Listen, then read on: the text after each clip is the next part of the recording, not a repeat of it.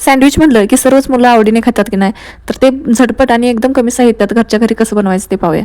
तर त्यासाठी कुकरमध्ये 7 बटाटे मी पाणी घालून शिजायला ठेवलेले आहेत. तर त्याच्या 3 शिट्ट्या करून घ्यायच्या. तोपर्यंत 2 कांदा, 2 टोमॅटो आणि 1 काकडी छान असे स्लाइडमध्ये कट करून घ्यायचे आहे. तोपर्यंत इकडे बटाटा देखील शिजलेला आहे, त्याची साल काढून अशा पद्धतीने मॅश करून घ्यायचं. त्यानंतर एक मिक्सरचं भांडं घ्यायचं आहे, त्याच्यामध्ये 2 हिरवी मिरची, आल्याचा तुकडा आणि लसूण पाकळ्या, अर्धा चमचा जिरे घालून मिक्सरला छान वाटून घ्यायचं. त्यानंतर गॅसवरती कढई ठेवायची, तेल घालायचं, पाव चमचा मोहरी, पाव चमचा जिरे, कढीपत्ता घालायचा. त्यानंतर आपण मिक्सरला फिरवून घेतलेली मिरची याच्यामध्ये घालायची, पाव चमचा हळद घालून मॅश केलेला बटाटा याच्यामध्ये घालायचा. त्यानंतर चवीनुसार मीठ घालायचं आणि व्यवस्थित मिक्स करून घ्यायचं. तर इथे आपली सँडविचची भाजी तयार झालेली आहे. त्यानंतर त्याच मिक्सरच्या भांड्यामध्ये 2 हिरवी मिरची घालायची आहे, आल्याचा तुकडा, भरपूर अशी कोथिंबीर घालायची, 1 ब्रेड घालायचा आणि आईस क्यूब घालून वरून थोडंसं पाणी घालायचं.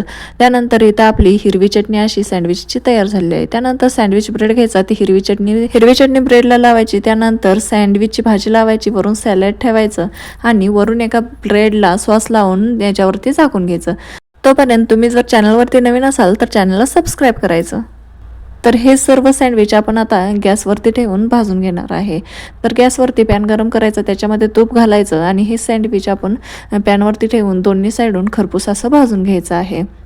दोन्ही साईड भाजलं की आपण साईडला काढून घ्यायचं आणि अशा पद्धतीनं कट करून घ्यायचं. कट करून झालं की पटकन गरमागरम खाऊन घ्यायचं.